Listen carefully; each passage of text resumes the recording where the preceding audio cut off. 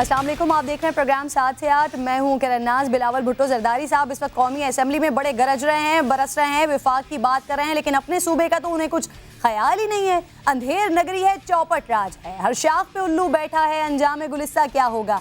मुल्क का सबसे अच्छी कारकर्दगी वाला सूबा सिंध है। बिलावल भुट्टो जरदारी ऐसा फरमाते हैं। बजट में सेहत के लिए 96 अरब रुपए, लेकिन लोग प्राइवेट अस्पताल जाने पर मजबूर, वहां भी जिंदगियां महफूज नहीं है। तालीम के लिए 208 अरब रुपए, लेकिन नकल का बाजार गर्म, असातिज़ा एहतजाज पर, बच्चे हालत पर नोहा कुना और वजीर तालीम खुरामा सुपरमैन बने फिरते हैं। अमनो अमान के लिए 100 अरब रुपए, पुलिस के लिए 5.348 अरब रुपए और पुलिस की तरबियत के लिए 159 अरब रुपए हैं, लेकिन नाअहल और गैर तरबियत याफ्ता पुलिस एहलकार सड़कों पर दंदनाते मासूमों को मारते फिर रहे हैं। फूड अथॉरिटी की नाकिस कारकर्दगी, लोग मर रहे हैं, बीमारियां फैल रही हैं, गंद गलाजत का माहौल गर्म है, लोग मर रहे हैं, पीने को साफ पानी नहीं मिल रहा, लोग मर रहे हैं। लेकिन बिलावल भुट्टो जरदारी और सिंध हुकूमत, जिनके मुताबिक सिंध पायदार तरक्की की एक दिहाई देख चुका है, आप सिंध की तरक्की और खुशहाली की नई बुलंदियों तक रसाई का आज़म रखते हैं। आप सच कहते हैं। ये रोते बिलखते अपने प्यारों को खोते लोग झूठ बोल रहे हैं। गुड गवर्नेंस की इससे बेहतरीन मिसाल क्या हो सकती है कि सिर्फ 2 हफ्तों में अवाम दुखों से चूर हैं और सिंध असेंबली तू मैं पर मजबूर है।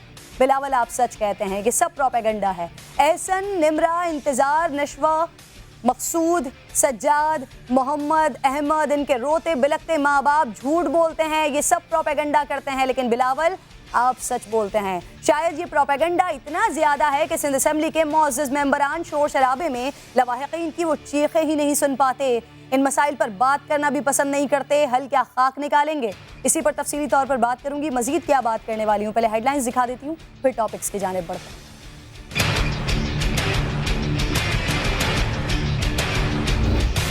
यहाँ आप नहीं बचा सकते किसी का शॉट हो रहा है। मेरी बेटी ने बहुत हिम्मत की, लेकिन मेरी बेटी हार गई है। अस्पताल की गफलत नशवा की जान ले गई। 9 माह की बच्ची 2 हफ्ते बाद अस्पताल में जिंदगी की जंग हार गई। वालिदैन गम से निढाल। जिना अस्पताल में पोस्टमार्टम जारी। नमाज जनाजा इशा के बाद अदा की जाएगी। अस्पताल इंतजामिया के खिलाफ इक़दाम कत्ल का मुकदमा दर्ज। 3 मुल्जिमान 3 रोज़ा रिमांड पर पुलिस के हवाले। मुल्जिमा सोबिया को अदालती रिमांड पर जेल भेजने का हुक्म। बच्ची की हालत गुलिस्तान जौहर के अस्पताल में गलत इंजेक्शन लगने पर बिगड़ी थी।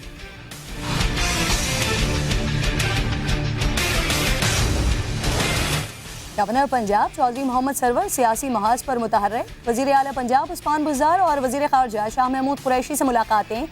कल वज़ीर आज़म इमरान खान के साथ बैठक लगाएंगे।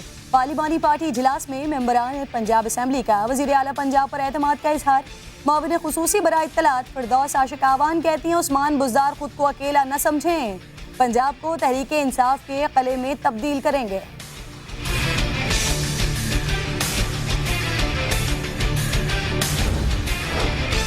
मोबाइल कार्ड पर टैक्स कटौती से मुताल्लिक केस अटॉर्नी जनरल ने सुप्रीम कोर्ट को बताया मोबाइल कार्ड पर हर सारिफ को एडवांस टैक्स देना होता है। जिस पर इनकम टैक्स का इतलाक नहीं होता वो रिफंड ले सकता है। जस्टिस एजाजुल हसन ने सवाल किया, जो रिफंड न मांगे वो जेब में डाल लेंगे? क्या रेडी वाला रिफंड के लिए इनकम टैक्स कमिश्नर के पास जाए? चीफ जस्टिस आसिफ सईद खोसा ने कहा, लगता है रियासत ने हर शहरी को काबिल टैक्स समझ लिया है।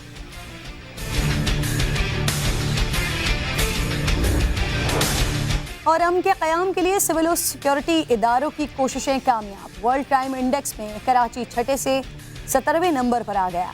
DGISPR major general Asif Ghafoor ने ट्विटर पैगाम में लिखा, कराची में सूरत हाल बहुत बेहतर है। इसका तमाम क्रेडिट सिविल इदारों, सिंध रेंजर्स, सिक्योरिटी इदारों और इंतजामिया को जाता है।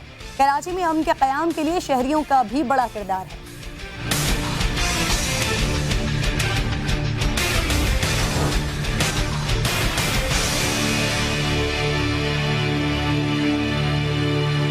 यहाँ आप नहीं बचा सकते किसी का शॉट हो रहा है।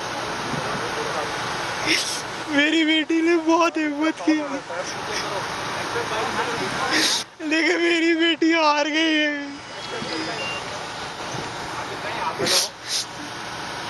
मेरी बेटी हार गई है। मेरी बेटी चली गई है। मेरी बेटी चली गई है। प्लीज मिलके कुछ खड़े हो, और जाके किसी और की बेटी ला जाए यार, वरना ये यूं ही खबर बनती रहेगी, तस्वीरें खिंचती रहेगी, ऑफिशियल आके मिलते रहेंगे।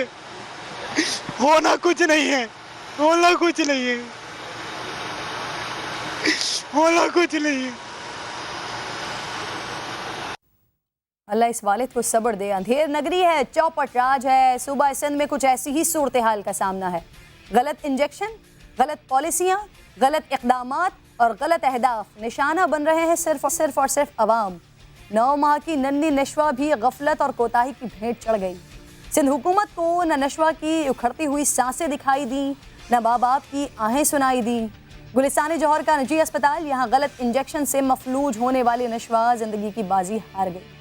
बेहिस्सी का आलम यह है कि जिंदगी बचाने का काम उन हाथों में दिया गया जिन्हें इस बारे में कोई इल्म ही नहीं था। गिरफ्तार मुलजिम आगा मुईज़ बेड पर से चादरें बदलने का काम करता था और सोबिया मिडवाइफ। दोनों का काम इंजेक्शन लगाना नहीं था, लेकिन निजी अस्पताल में दोनों मरीजों को दवाइयाँ और इंजेक्शन देने का काम बड़े धड़ल्ले से, बड़े इत्मीनान से अंजाम दे रहे थे। न अस्पताल में उन्हें कोई पूछने वाला था और सिंध सरकार ने भी आंखें बंद की हुई थी। आगा मुईज़ ने पहले एतराफ़ किया था कि इंजेक्शन उसने लगाया, मगर अदालत में अपने बयान से पलट गया। स्टाफ सुबह की तरफ सही लगा, स्टाफ सुबह यही कर रही थी मेडिसिन, तो वही कर रहा हूँ। तो आपको क्यों गिरफ्तार किया गया, डॉक्टर्स को क्यों नहीं गिरफ्तार किया गया? बस टेंशन थोड़ा घबरा गया, प्रेशर आया। और मिडवाइफ सोबिया, जिसका मैंने पहले जिक्र किया, उसने सारी जिम्मेदारी आगा मुईज़ पर डाल दी। ये बोला कि चलो काम जल्दी निपट जाएगा, मैंने इसको बना के दिए मेडिसिन के, ये लगा दो। फ्लैजल ये खुद बना के लेके गया था, जो दूसरा इंजेक्शन ड्रिप में डालना था वो मैं इसको बना के दे के आई हूँ बेड साइड पे कि ये ड्रिप में डाल दो। जो इंजेक्शन हाथ पर लगना था वो ड्रिप में, और जो ड्रिप में लगना था वो इंजेक्शन हाथ में लगा दिया गया। हमारे ही प्रोग्राम में ये निजी अस्पताल के एमडी ने इस बात का एतराफ़ किया था कि नशवा को जो दवाई दी गई थी वो तो सही दी गई थी। इनलाइज ही कर सकते हैं और ये इंश्योर कर सकते हैं कि हम अपनी ट्रेनिंग के प्रोसेस को और ज्यादा स्ट्रेंथन करें। अगर कि उसमें कोई नॉन क्वालिफाइड पर्सन होता या नॉन ट्रेन्ड पर्सन होता तो हम बिल्कुल बोलते कि इंस्टीट्यूशन की गफलत है। बच्ची को 7 तारीख को इंजेक्शन लगा था, जिसके बाद बच्ची वेंटिलेटर पे गई थी, लेकिन 10 तारीख को बच्ची वेंटिलेटर से बाहर आ गई थी, हमारी हॉस्पिटल में कॉन्शियस हो गई थी। और जब 14 तारीख को बच्ची की कंडीशन जो है वो स्टेबल हो गई, उसके बाद उनके पेरेंट्स ने उनकी रेफरल की बात की और उसके अंदर भी हमने लियाकत से भी कोऑर्डिनेट किया और उनका रेफरल प्रोसेस लियाकत नेशनल के अंदर हुआ। अब ये 2 ट्विंस आए थे बच्चे, दोनों ट्विंस थे, दोनों को सेम ट्रीटमेंट मिला। एक बच्ची इनमें से जो है वो 8 तारीख को डिस्चार्ज होकर घर चली गई, बिल्कुल हेल्दी। डॉक्टर ने इस पे डोजेज जो लिखी हुई थी, जो कि शीट आपके मीडिया के अंदर भी दिखाई गई है, वो डोजेज बिल्कुल सही लिखी गई थी। हम इन्वेस्टिगेशन कर रहे हैं एडमिनिस्ट्रेशन के ऊपर कि जिसने इसको एडमिनिस्टर किया उसने आया कि सही किया या नहीं किया। एमडी साहब जब वो बच्ची जिंदा थी उस वक्त ये फरमा रहे थे, और इन 2 हफ्तों में कि जब तक वो बच्ची अस्पतालों में रही, जब तक वो वेंटिलेटर पर रही, माँ बाप को किन किन अजियतों का सामना करना पड़ा, ये सब कुछ आपके सामने है। लेकिन सरकारी नहीं, निजी अस्पतालों का हाल बेहाल है। कोई पूछने वाला, कोई देखने वाला नहीं है, और जिनका काम है वो अवामी मसाइल से ज्यादा आपस में लड़ने झगड़ने में मसरूफ हैं। सिंध असेंबली में गुज़िश्ता हफ्ते तूफान बदतमीजी उरूज पर रहा। स्पीकर से लेकर अरकान तक सब ने एक दूसरे को नजरों में रखा, लेकिन अवामी मसाइल मुसलसल नजरअंदाज रहे। गुज़िश्ता दिनों शहर में अवाम पर क्या क़यामत बीत गई और अवामी नुमाइंदे ऐवान में क्या क़यामत बर्पा करते रहे। एक नज़र देखिए, हैरान होंगे शायद आप भी। यहाँ हम नहीं बचा सकते किसी को।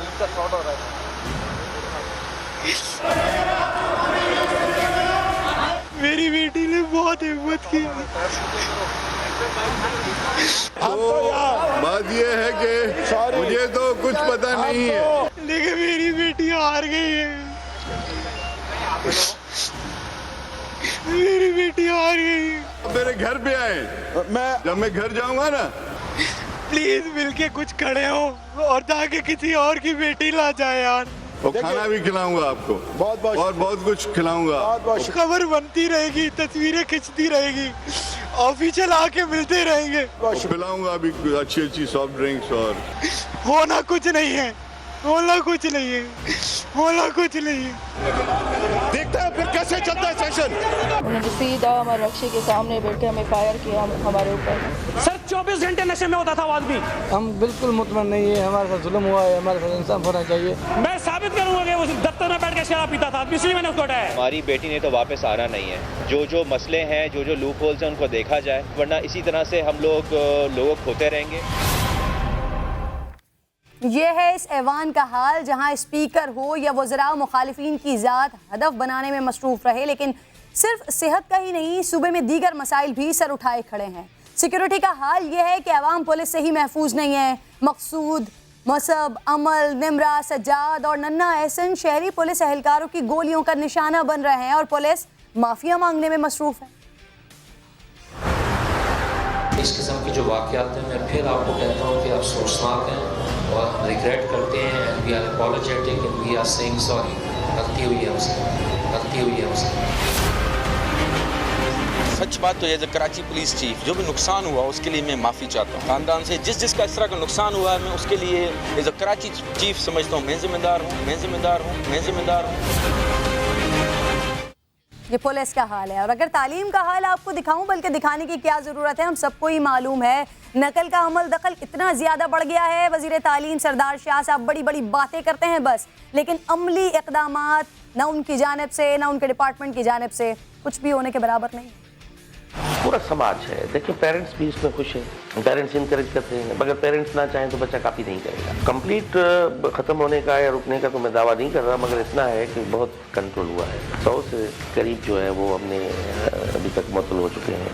अफसरान जो है, head masters, principals, police cooperation नहीं मिला इस हवाले से। हमने कहा कि भाई हमें कम से कम वॉक थ्रू गेट हो या जैमर्स हमें मिल जाए तो हम वहाँ पे लगाएं कि मोबाइल को हम रोक सकें। सीएम साहब बड़े कंसर्न है इस हवाले से कि बोर्ड्स को रिफॉर्म किया जाए, क्योंकि ये सोल रिस्पॉन्सिबिलिटी बोर्ड की होती है, एग्जामिनेशन बोर्ड्स की। ये बोर्ड्स में बाद में पैसों पे जो डिग्रियाँ बिकती हैं या मार्क्स बढ़ाई जाती हैं, जो इस किस्म की चीज़ें मीडिया में आती हैं, इसको रोकने के लिए यही तरीका है कि हम टेक्नोलॉजी का उसमें इस्तेमाल करें।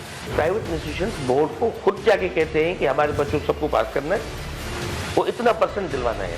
कंट्रोलर एग्जामिनेशन इसलिए तैनात किए जाते हैं वहाँ पे कि वो एग्जाम कंडक्ट करवाएं। मलबा तो आप पर आता, मैं तो हम खुद पढ़ा हूँ ना इस काम में। थर्ड पार्टी असेसमेंट होनी चाहिए। OMR को इंट्रोड्यूस कराने के लिए हमने रिकमेंड किया है कि ऑप्टिकल मार्क्स रिकॉग्निशन दुनिया में होता है, मशीन रीडेबल है। बच्चा जो कॉपी करके चीटिंग करके मार्क्स उठा के आता है, वो बच्चा किसी काम का नहीं है। सरदार शाह साहब की बातों को सुनकर लगता है कि मसाइल के बारे में सबको सब कुछ पता है। वो चाहे वज़ीर तालीम हो, वो चाहे वज़ीर आला हो, या चाहे फिर वज़ीर खुराक हो, लेकिन हल क्या है वो किसी के पास नहीं है। खाने पीने की चीज़ों का ये बुरा हाल है कि आवाम को पैसे देकर भी ढंग का मयारी खाना मैसर नहीं है। शहरी जान से जा रहे हैं। अल्लाह अल्लाह करके फूड्स अथॉरिटी ने कुछ काम शुरू किया, लेकिन जिस अफसर ने कार्रवाइयाँ की उसका तबादला कर दिया गया। सूबे में गवर्नेंस का बुरा हाल है, लेकिन चेयरमैन पीपल्स पार्टी बिलावल भुट्टो जरदारी की नज़र में सूबा सिंध की गवर्नेंस तमाम सूबों से बहुत ही आला, बहुत ही बेहतर है। बिलावल की तवज्जो सूबे की कारकर्दगी से ज़्यादा मुखालिफिन को धमकियाँ देने में नजर आती है। पाकिस्तान पीपल्स पार्टी वो वाहिद जमात है जिसने ना सिर्फ पाकिस्तान में मगर सिंध में तारीख के सबसे ज़्यादा डेवलपमेंट और अकॉम्प्लिशमेंट्स। आज दुनिया के बेहतरीन हॉस्पिटल्स हमें NICDT दुनिया के सबसे बड़ा दिल का इलाज का हॉस्पिटल है, दुनिया के सबसे बड़ा फाक सिंध की तरक्की रोकना चाहते हैं।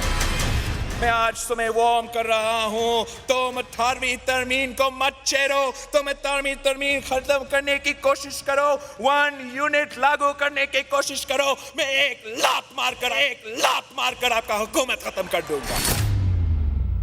काश बिलावल आप उन मसाइल को लात मारें जिनका सिंध की आवाम को अरसा दराज से सामना करना पड़ा है। काश गुड गवर्नेंस बिलावल की तकरीरों में नहीं, अमली तौर पर सिंध में दिखाई तो दे। काश अवाम बुनियादी मसाइल पर सियासी पॉइंट स्कोरिंग के बजाय अमली इक़दामात अवाम के लिए कर लिए जाएं। इन तमाम इशूज़ पर बात करने के लिए इस वक्त प्रोग्राम में हमें अपोजिशन रहनुमा नुसरत साहिबा ज्वाइन कर चुकी हैं। इसके साथ साथ समा के नुमाइंदे संजय साधवानी भी साथ मौजूद होंगे कि आज एक मासूम बच्चे की जान चली गई। क्या सिंध असेंबली के मुअज़्ज़ज़ मेंबरान को इतनी मोहलत मिली, इतनी इजाज़त उनके ज़मीरों ने उनको दी कि आज कुछ इस हवाले से बात कर लें? क्या की गई है या नहीं की गई, संजय से जानूंगी। लेकिन इससे पहले नुसरत साहिबा, नशवा की जान चली गई है, सिंध हुकूमत सिर्फ ज़बानी जमा खर्च, नोटिस तक, इक़दामात तक, इन इक़दामात तक महदूद रही है। अपोजिशन की हिकमत अमली भी यही है। बहुत शुक्रिया किरण। ऑपोजिशन की हिकमत अमली आप असेंबली में अगर देख रही हैं, या आपने अभी बाकायदा एक बहुत ज़बरदस्त इंट्रो में सारा सिनेरियो दिखा दिया कि हो क्या रहा है सिंध में। तो ऑपोजिशन तो कोशिश यही कर रही है कि किसी तरीके से सामने वाले ट्रेजरी बेंचेस पर जो बैठे हुए इक़्तिदार के मज़े ले रहे हैं, और पहली बार नहीं ले रहे हैं, ये तीसरी बार इनकी पार्टी को ये मौका मिला है कि वे सिंध के मसाइल को हल करें, और जो हेल्थ से रिलेटेड हैं, पुलिस से रिलेटेड हैं, जो मुख्तलिफ एजुकेशन के हवाले से रिलेटेड मसाइल हैं। एक दफ़ा टेन्योर गुजर गया, दूसरा गुजर गया, अब तीसरा आ गया। तो ऐसा होता है कि कोई भी पार्टी को अगर दूसरा टाइम मिल जाता है तो वो बहुत ज़बरदस्त किस्म का उसको एक चांस मिल जाता है कि वो जो पहले बार मैं कुछ ना कर सका या मैं पार्टी ना कर सकी, तो वो सोचते हैं कि चलो दूसरे दफ़ा या तीसरे दफ़ा। अब ये तीसरा टाइम अगर किसी पार्टी को मिल जाए किरण, और उसमें भी मैं और आप बैठकर अंदर हमारा दिल जल रहा हो, क्योंकि हम खुद माएँ हैं, हमें पता है कि औलाद ऐसी चीज़ है जो हर वालिदैन के लिए दुनिया की बड़ी नेमत होती है। तो उसके लिए रोएं हम, उसके लिए हमारा कलेजा जल रहा हो कि निशवा हो, अमल हो, या ये असमत बच्ची 25 साल की रेप हो गई, या ऐसे बहुत सारे बच्चे हैं। ये तो आप लोग की मेहरबानी है कि आप चैनल पर इस टॉपिक को ले लेती हैं, वरना तो अगर चैनल्स पे ना आए तो ये बेचारे कितने ऐसे मसाइल, बच्चों की डेथ्स हो गई या हॉस्पिटल में कितने ऐसे मसाइल होते हैं, कौन इसको पूछने वाला है। तो अगर इस दफा भी हम बैठकर सरकारी हॉस्पिटल्स या गवर्नमेंट हॉस्पिटल का रोना रोएं कि सरकारी हॉस्पिटल्स की हालत तो ये है कि मीरपुर खास हो या लाड़काना हो या नवाबशाह हो या कराची के बड़े मेगा सिटी के हॉस्पिटल्स, माएँ बच्चों को हॉस्पिटल्स के बाहर जन्म दे रही हैं क्योंकि अंदर उनको रसाई नहीं है, क्योंकि मेरा फोन नहीं गया या किसी एमपीए का या किसी सियासी शख्सियत का फोन नहीं गया कि इसको अंदर एंट्री दे दी जाए। तो 4 पैसे खर्च करके अगर सरकारी अस्पताल में कोई पेरेंट्स अपने बच्चों को ले जाए कि शायद यहाँ अच्छा इलाज हो जाए, तो दारुस्सैद जैसे हॉस्पिटल्स का यह हाल है कि वहां से निशवा जैसी बच्ची के लिए हम आज रोना रो रहे हैं कि वो गई हाथों में गई। उसकी माँ जिस तरह लाश लेकर अपने घर में एंटर हुई है, क्या उसने ये ख्वाब देखा था कि मैं इस बच्ची की लाश अपने हाथों में लेकर अपने घर में दाखिल होंगी, और वो भी खुदा ना खासा तबई मौत नहीं हुई, वो हॉस्पिटल की नेग्लिजेंसी की वजह से। कौन जिम्मेदार है? जिम्मेदार हुकूमत वक्त होती है। हम इस्लामी नुक्ता निगाह से देखें तब भी हमारे सहाबा कराम या हमारे इमामों के दौरों में वो वक्त का जो बादशाह होता था वो जिम्मेदार होता था। तो आज आप मेरे साथ हेल्थ मिनिस्टर को भी लेती, लेकिन वो आपको फोन पे नहीं मिलती, वो किसी को नहीं मिल रही है, वो पता नहीं कहाँ है, वो भी एक माँ है। हम तो खुश हुए थे कि एक खातून हेल्थ मिनिस्टर मिल गई, शायद वो अब हेल्थ के इश्यूज को सीरियसली लेगी। मिलती नहीं है फोन पे। मुर्तजा वहाब साहब बात करना पसंद नहीं करते, खासतौर पर 7 से 8 की टीम को या 7 से 8 के प्रोग्राम में तो वो आना पसंद ही नहीं करते। शायद उनसे सीधे सवाल पूछ लिए जाते हैं, शायद उनसे हल पूछ लिया जाता है, इस वजह से वो जवाब देना पसंद नहीं करते। और आपने अगर सेहत की बात की है तो 96 अरब 38 करोड़ रुपए का सिंध का बजट है सेहत के लिए, लेकिन फिर भी वालिदैन मजबूर हैं कि इतना बुरा हाल है सरकारी अस्पतालों का कि वो प्राइवेट अस्पताल जाएं और वहाँ से भी अपनी बच्चियों के मासूम बच्ची का लाशा उठा के वापस लेकर आएँ। आप मेरे साथ ही मौजूद रहिएगा, संजय साधवानी भी किसी को, क्योंकि आपने बात ऐसी कर दी कि हम भी माएँ हैं और हमें भी एहसास होता है, जो ऐवानों के अंदर बैठे हुए होते हैं तो जो मर्द हजरात होते हैं वो वालिदैन होते हैं, वो बाप होते हैं। क्या आज किसी के दिल में कुछ तकलीफ उठी, कोई दर्द हुआ कि नशवा की किसी को याद आई, कुछ बात की है संजय किसी ने? जी बिल्कुल, सिंध असेंबली में आज 2 करारदादें जो है वो पेश की गई। एक जो है पीटीआई की रुकन डॉक्टर सीमा ज़िया, जबकि पीपल्स पार्टी की गजाला सयाल की जानिब से ये करारदाद पेश की गई और साथ ही साथ इसमें मजम्मत भी की गई और कहा गया कि जो मुतासरा बच्ची है उसके अलावा को इंसाफ फराहम किया जाए, जिस पर मुख्तलिफ अरकान पार्लियामेंट ने बात भी की है और कहा है कि यहाँ पे सरकारी अस्पताल में कई ऐसे वाकयात की मिसालें मौजूद है मगर उनके खिलाफ कार्रवाई नहीं होती। कोरंगी में भी एक बच्ची को इसी तरह की गलत सिरंज लगाकर हलाक किया गया मगर जिम्मेदारों का तयन जो है वो नहीं किया जा सका। सिंध हुकूमत जो है हेल्थ केयर कमीशन जो है वो भी उसको फाल करने में नाकाम गई है और हेल्थ केयर कमीशन जो है वो मुख्य तौर पर सूबे में बुरी तरह नाकाम हुआ है और अस्पतालों का कोई चेक एंड बैलेंस का सिस्टम नहीं है। इसके अलावा जो शहीद गई हैं जिन्होंने उनका जवाब दिया है कि बजाय इसके कि किसी पर इल्जाम आयद करें, हम इस इल्जाम के जिम्मेदारों के खिलाफ कार्रवाई करनी चाहिए और हम जो है वो इसके लिए कार्रवाई करने को तैयार हैं। हम किसी को ऐसे मना नहीं कर सकते मगर मुतासिरीन की हम पूरी कोशिश कर रहे हैं कि उनकी मदद करें। मगर जो ये पूरा मामला है नशा वाला, इस पूरे मामले में जो हेल्थ की वजीर हैं अजरा पीचू, वो मंजर आम से गायब हैं और वो गुज़िश्ता कई दिनों से सिंध असेंबली में भी वो शिरकत नहीं करें, क्योंकि सिंध असेंबली का इजलास तो जारी है मगर इसमें वजीर सेहत अजरा पीचू जो है वो गायब है, क्योंकि एक तो वो साबिक सदर आसिफ अली जरदारी की हमशीरा हैं और दूसरा जरदारी खानदान से उनका बड़ा अच्छे मरासिम है और तीसरा उनके पास इतनी अहम वजारत होने के बावजूद वो असेंबली से गैर हाजिर रहना उनका मामूल है। तो हेल्थ मिनिस्ट्री के जो जवाब हैं वो देने के लिए कोई तैयार नहीं। बच्ची निशवा के मामले हो या फिर कोरंगी में बच्ची का हलाक जो हो गई उसका मामला हो या सिंध में हालिया दिनों में जो भी हेल्थ के इंस्टीट्यूशन की सूरत वाकयात आए हैं जिसका जवाब और जिसकी जिम्मेदारी का कोई उठाने के लिए तैयार नहीं है। जो हमारे खुद के जराए हैं वो ये कहते हैं कि बासर वजीर है जिसको कोई कुछ नहीं कह सकता, पूछ नहीं सकता कि ये क्या हो रहा है। तो इसी तरह से ये कोई कह नहीं सकता। लेकिन आपकी पूरी बात में जो मैंने बात सुनी, जो तमाम मौजूद मेंबरान मौजूद थे जिनकी जानिब से ये कहा जा रहा है कि कार्रवाई होनी चाहिए, जिम्मेदारों को कैफरे किरदार तक पहुंचाना चाहिए। क्यों चाहिए? चाहिए का सीगा हम इस्तेमाल करते हैं और अगर ये 2 हफ्तों का वाकया है, चलिए ये तो ताज़ा वाकया है, इस पर कार्रवाई होनी चाहिए, लेकिन इससे पहले के जो वाकयात है जो भरे पड़े हैं, किस पर कब कितनी कार्रवाई हो चुकी है अब तक, इसका कोई आदाद शुमार हमारे पास नहीं है, क्योंकि किसी के खिलाफ कभी कोई कार्रवाई हुई ही नहीं है।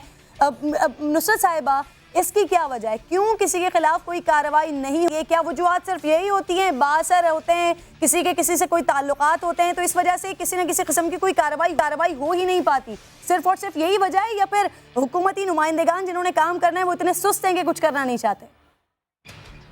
किरण, यहाँ पर दोनों वजूहात हैं। एक तो ये कि बासर शख्सियात, अब आप ये रिसेंटली नशवा का आप केस सामने, आपको पता है कि वहाँ के एसपी की वो वीडियो क्लिप्स भी आपके चैनल्स ने दिखा दी कि वो उनको बाकायदा थ्रेट्स दे रहा था और उसके बाद पता चला किसी सियासी शख्सियत के साथ भी हॉस्पिटल के ऑनर गए और उनको किसी तरह प्रेशराइज करने की कोशिश की गई कि आप वापस ले लें केस और दे दिला के मामला रफा दफा हो जाएगा। किरण, यही हमारा अलमिया है, ये पूरे सिंध में होता ये क्योंकि यहाँ जो निज़ाम है ना वो उसको इस तरह किया गया है, खास तौर पर इस जरदारी लीग की दौरे हुकूमत में, कि जब तक किसी बड़ी शख्सियत का फोन नहीं जाएगा हॉस्पिटल्स में या थाने पे या सरकारी जैसे महकमे हैं, किसी बड़ी शख्सियत का फोन नहीं जाएगा, मजाल नहीं है कोई आपकी फाइल ले ले या आपको वहां एंट्री दे दे या कोई हॉस्पिटल में आपको दाखिला मिल जाए। मैं खुद प्रैक्टिकली आपको बता रही हूँ, मेरे पास दिन में 10 फोन आते हैं कि बीबी बहन खुदा का वास्ता है फोन कर दो जिना हॉस्पिटल या फला अब्बासी शहीद हॉस्पिटल या मीरपुर खास में या लाड़काना या सखर में हॉस्पिटल्स में हमें अंदर इजाजत नहीं दी जा रही, हमारा नंबर नहीं आ रहा, हमारा मरीज मर रहा है, तो मजबूरन फोन करना पड़ता है। हमारा सिस्टम इन लोगों ने इस तरह कर दिया है कि जब तक सिफारिशी फोन नहीं जाएगा या फाइल के नीचे 4 पैसे नहीं जाएंगे, और हमारे जो अरबाब इख्तियार जो हम पर हुकूमत कर रहे हैं, जो हमारे सीएम साहब हैं, वो ट्रेन मार्च, सेल्फियां, बिलावल के पीछे खड़े होकर हाथ बांधना, आसिफ जरदारी के पीछे हाथ बांध के खड़े हो जाना, 3 बार सीएमशिप मिल गई, खुदारा अब तो कुछ इस सिंध के आवाम का कुछ आप हल निकालो, या लात मारकर सिर्फ वफाकी हुकूमत ही गिरानी है? लात मारकर सिंध की हुकूमत क्यों नहीं गिराते? सिर्फ एक NICVD और वो दूसरा एक हॉस्पिटल है, ये 2 हॉस्पिटल SIUT जिनके पीछे शख्सियात हैं, इनका कोई कारनामा नहीं है। ये सारी तीनों टेन्योर में ये 2 हॉस्पिटल बैठकर बिलावल जरदारी हर जगह बैठता है। तरक्की देखनी है तो आकर सिंध में देखो। ओ भाई, यहाँ पर लोग मर रहे हैं। कराची जैसे कैपिटल सिटी में अगर नशवा जैसी बच्ची और ऐसी कई मासूम बच्चियां, असमत बच्ची जुनेजो जिसको रेप करके हॉस्पिटल में मार दिया गया जहर का इंजेक्शन, सीएम जिम्मेदार है ना इसका? या वो हेल्थ मिनिस्टर साहिबा जिसको हम ढूंढ रहे हैं, जो फरमाती हैं कि कुत्ते के काटने की वैक्सीन चाहिए तो पहले कुत्ता ढूंढो कि वो पागल था या नहीं, फिर मैं वैक्सीन की इजाजत दूंगी कि वैक्सीन मिले। अगर हेल्थ मिनिस्टर ऐसे स्टेटमेंट दें तो किरण, क्या हम बैठकर अपना सीना पीटे? हम कहां जाएं? कल कला को खुदा ना खास्ता इन्हीं गवर्नमेंट में बैठे हुए किसी के घर में इसी वजह से उनसे पूछे कोई। जो सिंध असेंबली के लोग हैं, जो पीपल्स पार्टी के लोग हैं, वो कहते हैं कि यूरोप से हम आगे निकल चुके हैं सेहत के मामले में। साथ ही मौजूद खुर्शीद आलम साहब नशवा के घर के बाहर मौजूद हैं, मैं उनसे भी तफसील जानूंगी, उनसे बात करूंगी। नशवा के वालिद साहब फरमा रहे थे खुर्शीद आलम साहब के अब लोगों का तांता बन जाएगा, सेल्फियां शुरू हो जाएंगी, लोग आएंगे ताज़ियत के लिए आएंगे और फिर इस तरह के वाक़यात होते रहेंगे। ये बातें अभी सच साबित हो गई हैं? कौन कौन पहुंचा है ताज़ियत के लिए? देखिए, इस पूरे मोहल्ले में सुबह से ही शोक की कैफियत है जब ये वाक़या मंजर आम पर आया कि उस बच्ची की मौत हो गई है और उसके बाद यहाँ पर मुख्तलिफ सियासी शख्सियात, सिविल सोसाइटी से ताल्लुक़ रखने वाले अफराद यहाँ आए और उन्होंने अपना गम जो था वो भी शेयर किया, उनके वालिदैन से इज़हार ताज़ियत भी किया। फ़ारूक सत्तार साहब आए, फैसल सब्ज़बारी आए, आसिफ हसनैन आए हैं यहाँ पे, डिप्टी मेयर अरशद हसन आए। अब से थोड़ी देर पहले PTI के फिज़ा शमीम नकवी भी यहाँ पर आए थे, उनके वालिद साहब से वो मिले, इज़हार ताज़ियत किया। ताहम इन सब ने इस बात पे ज़रूर जोर दिया कि अब हमारे हेल्थ केयर सिस्टम में, हेल्थ सिस्टम में फ़ौरी तब्दीली की ज़रूरत है। न सिर्फ डॉक्टर को ट्रेंड होना चाहिए निजी अस्पतालों में, बल्कि उन पैरामेडिक्स स्टाफ को भी तरबियत होना चाहिए, तरबियत याफ्ता होना चाहिए कि जो आमतौर पर इंजेक्शन लगाते हैं या इस तरह की कोई भी कार्रवाई करते हैं। इस पर सबने जोर दिया, लेकिन इस पर किस हद तक अमल दरामद होगा, कैसे होगा, यह कहना क़ब्ल वक्त है। यहाँ पर इस वक्त सूरत हाल ये कि निशवा जिसकी नमाज जनाजा असर के बाद अदा होनी थी, उनके वालिदैन की रजामंदी से उसका अब पोस्टमार्टम जिन्ना अस्पताल में किया जा रहा है। CM साहब ने एक मेडिकल बोर्ड तश्कील दिया था, जिसके बाद माहिर जो डॉक्टर्स हैं, फॉरेंसिक एक्सपर्ट हैं, वो उसका पोस्टमार्टम करेंगे। उसके बाद कानूनी कार्रवाई के लिए उनके वालिदैन की रजामंदी से यह प्रोसेस किया जा रहा है ताकि कानूनी अमल जो है, कानूनी कार्रवाई उसको तेज़ किया जा सके। दूसरी जानिब जो उनके वकला हैं निशवा के वालिद के, उनका भी ये कहना था कि तफ्तीशी हुकाम इस हवाले से मुकम्मल ताउन नहीं कर रहे। जी, हमारी दुआ है कि हुकूमत इस मामले को इतनी संजीदगी से ले कि दोबारा कोई माँ बाप हमें इस तरह से रोता बिलखता हुआ दिखाई नहीं दे। लेकिन नुसरत साहिबा, आपने सुना कि तमाम लोग जो मौजूद थे वो कह रहे थे कि अब वक्त आ गया है कि अब डॉक्टर्स की, जो पैरामेडिक्स के स्टाफ वहाँ पर होता है, उन सबकी ट्रेनिंग की ज़रूरत है। अगर पुलिस के वाक़यात देखें तो वहाँ पर भी यही शोर मचता है, पुलिस में ट्रेनिंग की ज़रूरत है। अगर तालीम का शोबा देखें तो वहाँ पर शोर उठता है कि जी असातिज़ा की ट्रेनिंग की ज़रूरत है। हर जगह ट्रेनिंग ट्रेनिंग ट्रेनिंग। आपको नहीं लगता इन तमाम डिपार्टमेंट्स के काम करने वाले मातहत लोगों की ट्रेनिंग से पहले जो हुकूमत में या अपोजिशन में जो लोग मौजूद हैं, जिनको आवाम के लिए काम करना है, उनकी ट्रेनिंग की ज़रूरत है? उनको ये समझाने की ज़रूरत है कि अगर आप वोट लेके असेंबली के अंदर बैठे हुए हैं तो आवाम के मसाइल को हल करने के लिए बैठे हुए हैं। बिल्कुल किरण, एक तो मैं आपको बहुत अप्रिशिएट करती हूँ, क्योंकि बेशक आपको क्रिटिसिज्म का सामना करना पड़ता होगा कि ये हर इशू को लेकर बैठ जाती है, लेकिन खुदारा ये बहुत अच्छा काम कर रही हैं आप। ये और कोई करे ना करे, कम से कम इनको झंझोड़ना या ऐसे प्रोग्राम के जरिए मैसेज कम से कम ये जाना चाहिए कि ये गलत हो रहा है। आपने सही कहा, ट्रेनिंग की जरूरत है। अब मुझे बताएं कि कौन सा डिपार्टमेंट किरण ऐसा है जिसमें वो फेक, जिसको जाली हम कहते हैं, जाली डिग्री वाले बैठे हुए। वो हवाई जहाज चलाने वाला, उसके पास भी जाली डिग्री। डॉक्टर्स यहाँ पर ऐसे ऐसे जाली बैठे हुए कि जो प्लम्बर का काम करने वाला या कारपेंटर का काम करने वाला वो बैठकर इंजेक्शन लगा रहा है। खुदारा उसको कौन देखेगा? ये हुकूमत वक्त का काम है। किस तरह उन लोगों को नौकरियां मिल जाती हैं जो इंसानी जानों से खेल रहे हैं। यहाँ 30,000 से ज्यादा तो जाली टीचर बैठ पड़े हुए हैं। लोकल डिपार्टमेंट में देखें, वहां जाली लोग। तो ये तीसरा टेन्योर है जिसमें हम लोगों ने वो फैक्ट्स एंड फिगर निकालकर हुकूमत वक्त को दिया कि भाई ये इतने आप लोगों ने जाली लोग भर्ती किए हुए जो हर डिपार्टमेंट में बैठकर आवाम के साथ खेल रहे हैं, उनकी जिंदगियों से खेल रहे हैं। लेकिन सबसे अहम जो डिपार्टमेंट है वो हेल्थ में किरण, अगर आप चली जाएं आज, यकीन माने आप कोई ऐसा प्रोग्राम भी करें किसी सरकारी कराची के हॉस्पिटल में, आप अचानक चली जाएं, आप कपड़ा मुंह पर रखकर, नाक पर रखकर आप अंदर घुसेंगी। इतनी अंदर गंदगी होती है, इतनी वहां पर बदबू होती है। आम गरीब आवाम उन हॉस्पिटल्स में जा रही होती है, वहां भी उनको सही इलाज नहीं होता। बहुत अच्छे तरीके से हमारे बड़े कराची, मैं तो यूरोप सत्तर तक देख कर आई हूं इलाजों के लिए। जी किरण, बिल्कुल आपने जो बात कही कि मुझ पर तनकीद भी होती होगी, तो तनकीद से मैं घबराती नहीं हूँ, लेकिन क्योंकि मैं खुद आवाम से हूँ और मेरी ये कोशिश होती है कि जो मैसेज है, जो गलत हो रहा है, उसको गलत कहूँ और आवाम की बात कम से कम अवामी नुमाइंदे जो अपने आप को अवामी नुमाइंदे समझते नहीं हैं, लेकिन उन तक पहुँचाऊँ ज़रूर। बहुत बहुत शुक्रिया आपका नबासी साहिबा, आप साथ मौजूद थी। ब्रेक का वक्त हो गया, ब्रेक के बाद वापस आएंगे। पंजाब में क्या चल रहा है पसे पर्दा, इस पर बात करेंगे। देखते रहिए साथ साथ।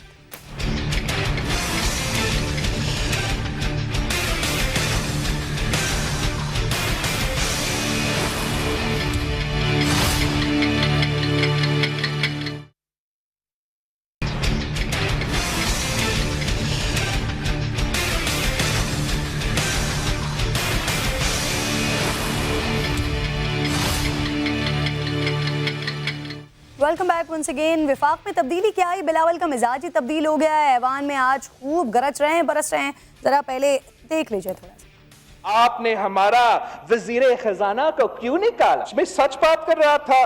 कि इसमें वो सलाहियत नहीं है, ये तो पढ़ा लिखा जाहिल है, इसको क्या पता हुकूमत चलाना।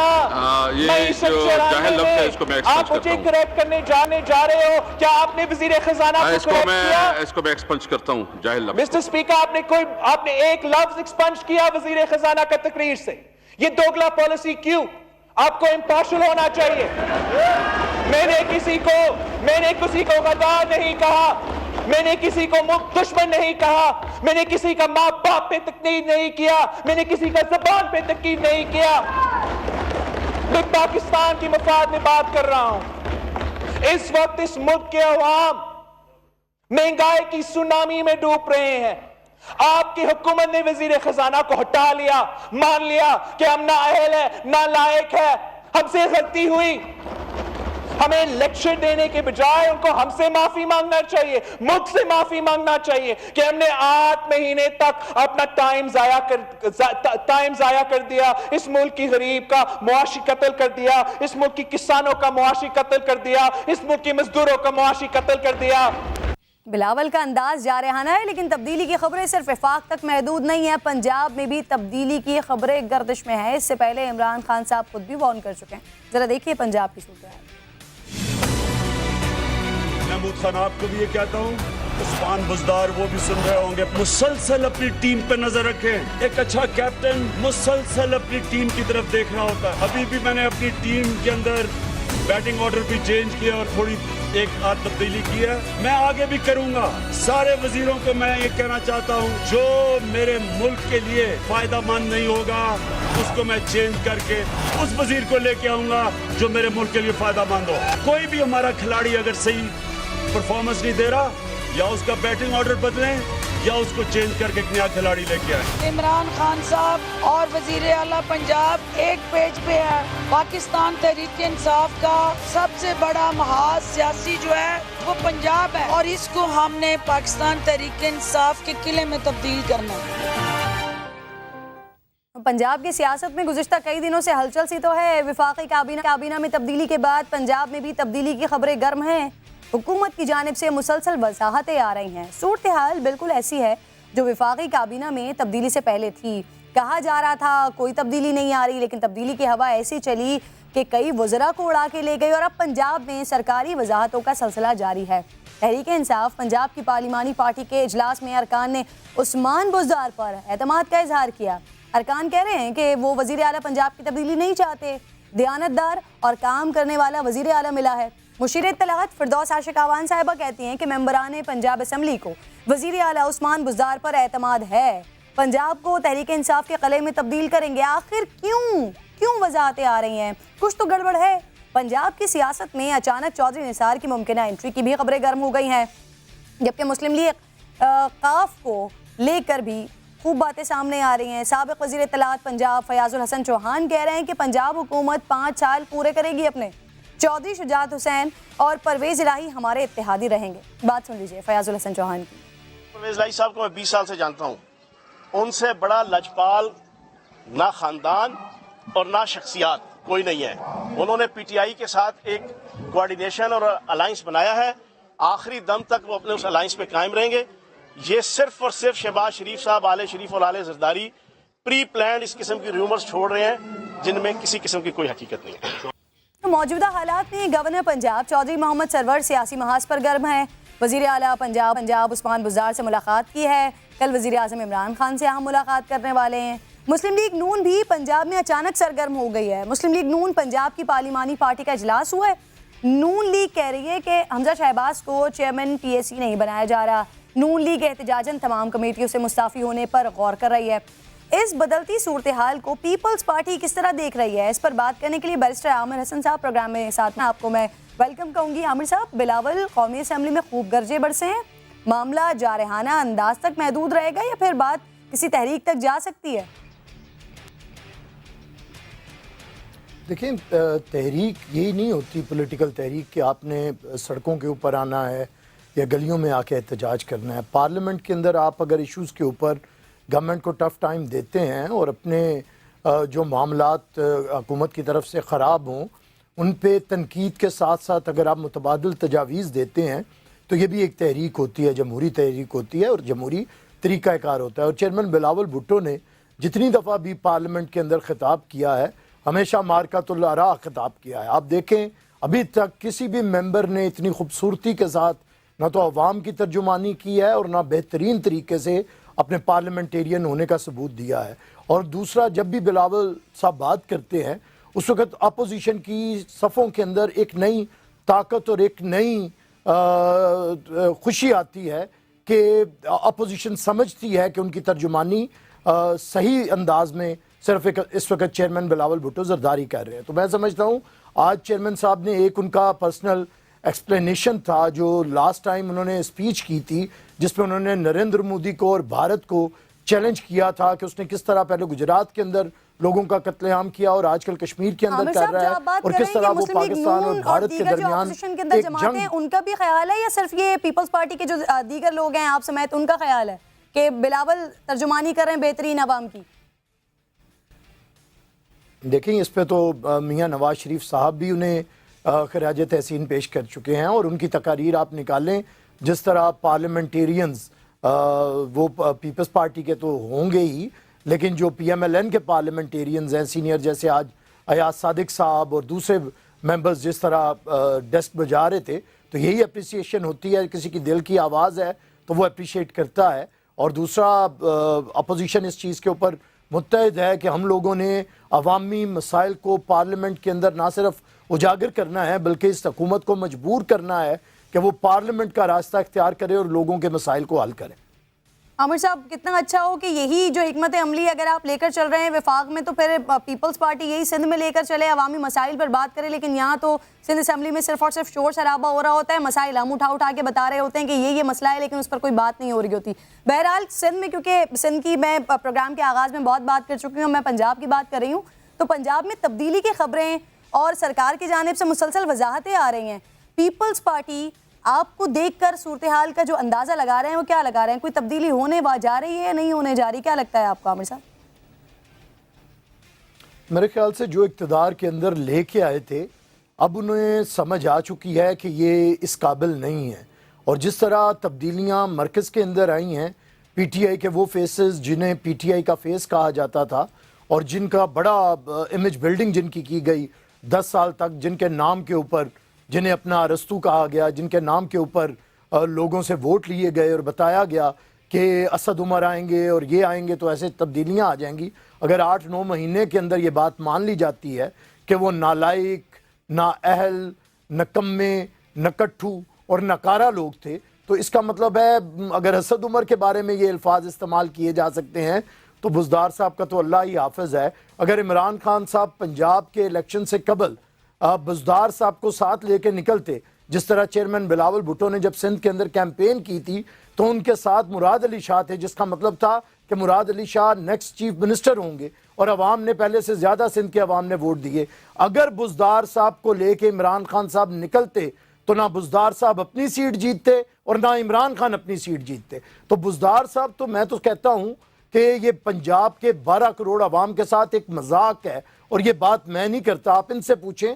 और ये जो जब वज़ीर आज़म कहता हो जलसे के अंदर खड़े होके कि बुज़दार और महमूद खान अपने कान खोल के सुन लो, तो इसका मतलब है कि एक कठपुतली नीचे भी कठपुतलियों के ज़रिए हुकूमत चलाना चाह रही है और ये पार्लिमानी और जमहूरी निज़ाम के ख़िलाफ़ है। तो हमें तो साफ नज़र आ रहा है कि बुज़दार के साथ मज़ीद इनका मैं नहीं समझता कि पंजाब चलेगा। ये तो शायद चल जाते हों और चल ही रहे हैं, पंजाब मज़ीद नहीं चल सकता। बुज़दार साहब बेचारे रिपोर्ट की तरह 2-3 फ़िक्रें हैं जो 9 महीने के अंदर उन्होंने सुनाए हैं, जिसमें सबसे मार्कातुल लड़ाई की बात है कि मैं इमरान खान के विजन के ऊपर अमल करूँगा।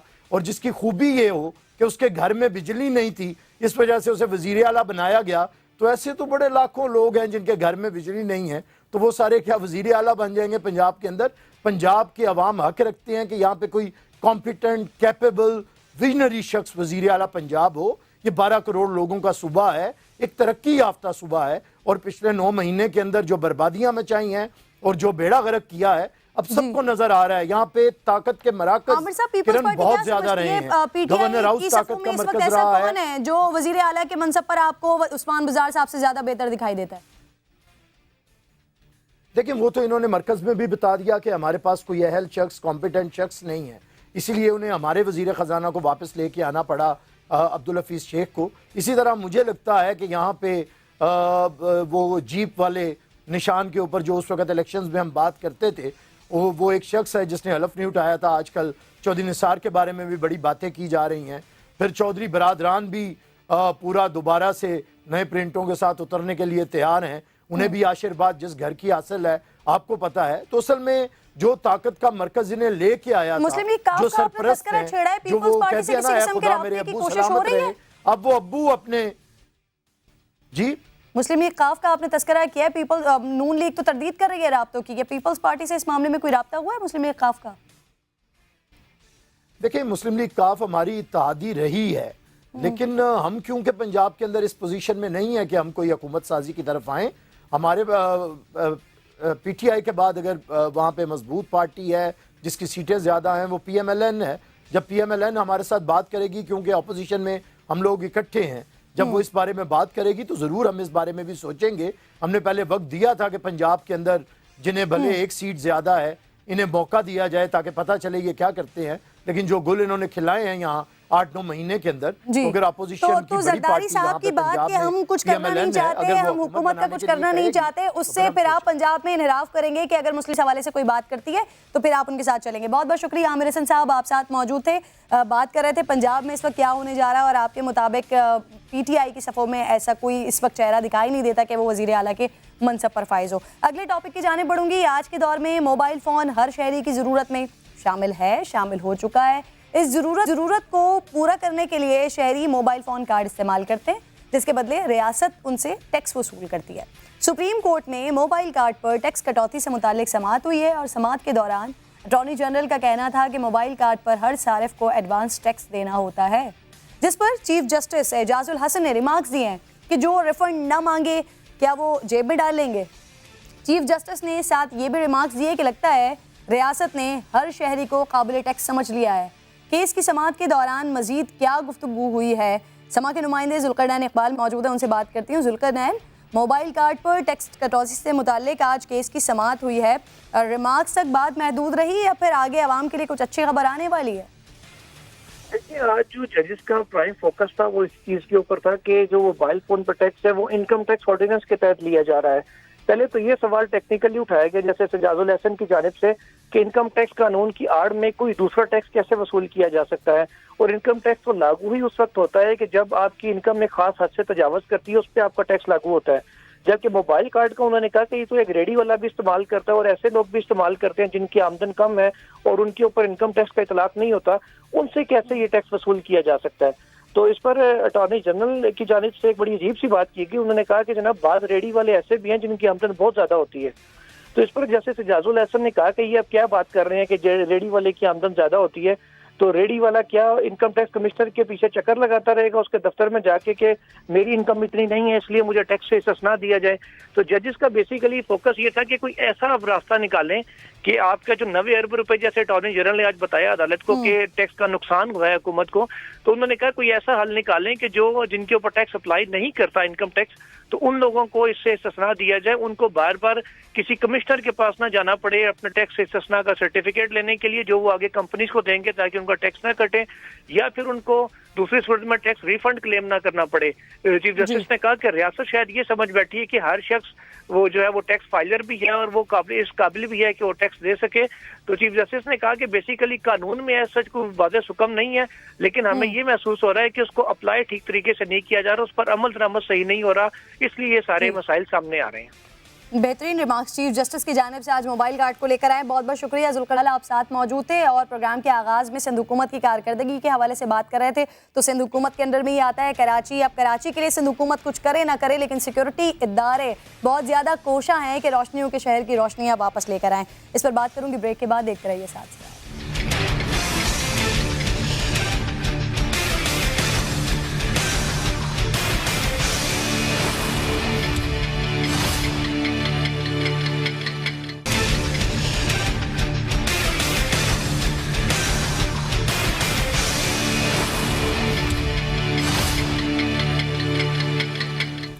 वेलकम बैक वंस अगेन जी। प्रोग्राम के आखिर में अच्छी बात करना बहुत ज़्यादा ज़रूरी है। रोशनियों का शहर कराची वर्ल्ड क्राइम इंडेक्स में कराची 6 से 17वें नंबर पर आ गया है।